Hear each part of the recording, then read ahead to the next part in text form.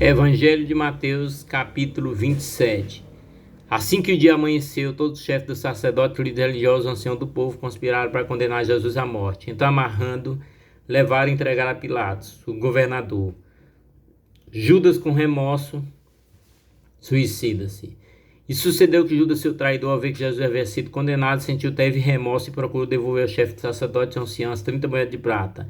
E declarou: pequei, pois traí sangue inocente. Mas eles alegaram: que temos a ver com isso? Esta é a tua questão. Judas atirou as moedas de prata dentro do templo e, abandonando naquele lugar, foi enforcou-se. Entretanto, os chefes dos sacerdotes juntaram as moedas e comentaram: é contra a lei depositar esse dinheiro no cofre das ofertas, pois foi obtido a preço de sangue. Mas concordaram em usar aquelas moedas de prata para comprar o campo do oleiro e formar um cemitério para estrangeiros. Por esse motivo, ele se chama Campo de Sangue até esses dias. E assim que se cumpriu, foi anunciado pelo profeta Jeremias. Então eles tomaram as 30 moedas de prata, o valor que atribuía aos filhos de Israel, e eles usaram para comprar o campo do oleiro, assim como o Senhor havia indicado.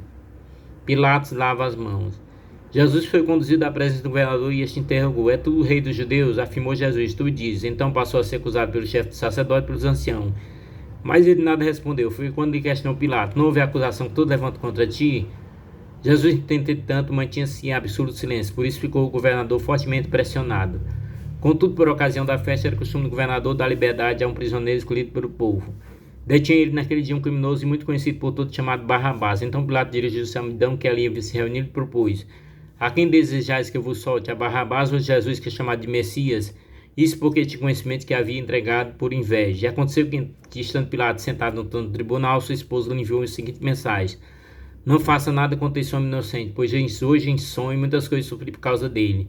Todavia, o chefe dos sacerdotes não se influenciaram a multidão para exigir o livramento de Barrabás e a execução de Jesus. Então o governador entregou à multidão o dilema: qual dos dois homens querem que eu vos livre? Exclamaram eles: Barrabás. Pilatos ainda questionou: se é assim que falei de Jesus, que é chamado Messias, bradar todo, crucifica. Outra vez insta Pilatos: por quê? Que crime cometeu esse homem? Apesar de tudo, a multidão esbravejava ainda mais furiosa: crucifica. Percebendo Pilatos que não conseguia demover o povo, mas ao contrário, o princípio do tumulto já era visível, ordenou que trouxesse água, lavou as mãos diante da multidão e exclamou: estou inocente no sangue desse homem justo. Esta é uma questão vossa. E todo o povo respondeu: cai sobre nossa cabeça seu sangue sobre nossos filhos. Diante disso, Pilatos soltou Barrabás, mandou que Jesus fosse flagelado e entregou para ser crucificado. Jesus é humilhado e agredido. E sucedeu que os soldados do governador conduziram Jesus ao pretório, agruparam toda a tropa ao redor dele, despojaram suas vestes e cobriram com um manto vermelho, vivo. Traçaram a coroa de espinho e forçaram sobre sua cabeça. Puseram em mão direita um caniço e ajoelharam dele escarnecidos, exclamando: salve, salve, rei dos judeus. Cuspiram nele e tiraram o caniço de sua mão, espancaram com ele a cabeça. Depois de haver zombado dele, despiram o manto e vestiram com suas próprias roupas. Em seguida, o levaram para ser crucificado. A crucificação do rei. Assim que saíram, encontraram um homem da cidade de Cirene, chamado Simão, obrigaram a carregar a cruz. Chegaram a um lugar conhecido como Gólgota, que significa lugar da caveira. Dele para beber mistura de vinho com absinto, mas ele, depois de prová-lo, negou-se a beber. E aconteceu que, após sua crucificação, dividiram entre si as roupas que lhe pertenciam, jogando sorte. E se acomodaram ali para vigiar. Acima de sua cabeça fixaram por escrito a acusação forjada contra ele: este é Jesus, rei dos judeus. 2 ladrões foram crucificados com ele, um à sua direita e outro à sua esquerda. As pessoas que passavam lançavam-se em impropério, balançando a cabeça, e exclamavam: ó tu que destrói o templo em 3 dias reconstruir. Agora salva-te a ti mesmo, desce dessa cruz, é o Filho de Deus. Dos mesmos modos, o chefe dos sacerdotes, mestres da lei, os anciãos zombaram dele, vociferando: salvou a muitos, mas a si mesmo não pode salvar-se.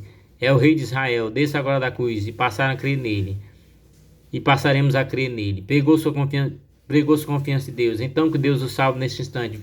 Se é verdadeiramente por ele tem piedade, pois afirmou: sou filho de Deus. Igualmente trajava os ladrões que ao seu lado haviam sido também crucificados. A morte de Jesus na cruz. Então profundas trevas caíram por toda a terra, no meio-dia, às 3 horas da tarde daquele dia. E por volta das 3 horas da tarde, Jesus clamou com voz forte: Eloi, Eloi, lama sabachthani, que significa: meu Deus, por que me abandonaste? Mas alguns dos que estavam ali ouviram isso e comentavam: ele chama por Elias. Sem demora, um deles correu em busca de uma esponja, bebeu vinagre, colocou na ponta de caniço, ergueu-se até Jesus e deu-lhe a beber.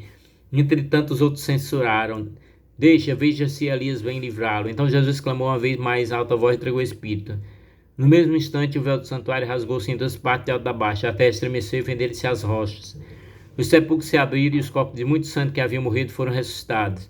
E deixando a sepultura após a ressurreição de Jesus, entraram na cidade santa e apareceram para muitas pessoas. E aconteceu que o centurião e com ele vigiava Jesus, vendo o terremoto, tudo que se passava, foram tomados de grande pavor e gritaram: é verdade, este era o Filho de Deus.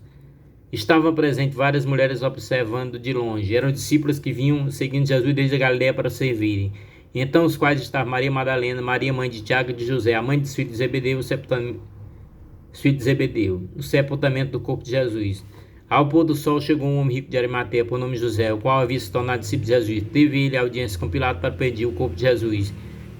E Pilato ordenou que lhe fosse entregue.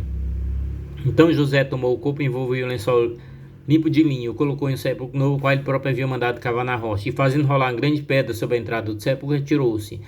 Estava ali assentado em frente ao sepulcro Maria Madalena e outra Maria. Pilatos manda vigiar o sepulcro. No dia seguinte, isso é, no sábado, reuniram os principais sacerdotes, os fariseus, foram até Pilatos e argumentaram: Senhor, recorda-nos que aquele enganador, enquanto vivia, prometeu: passado 3 dias ressuscitarei. Manda, portanto, que o sepulcro dele seja guardado até o terceiro dia, para que não venham seus discípulos e, raptando o corpo, proclame ao povo que ele ressuscitou dentre os mortos. E essa derradeira fraude causa mais dano que a primeira. Ao que ordenou Pilatos: levai convosco um destacamento, e de guardar o sepulcro como melhor vos parece. Seguindo eles, organizaram o sistema de segurança ao redor do sepulcro, e além de manter um destacamento em plena vigilância, lacraram a pedra. Glória a vós, Senhor.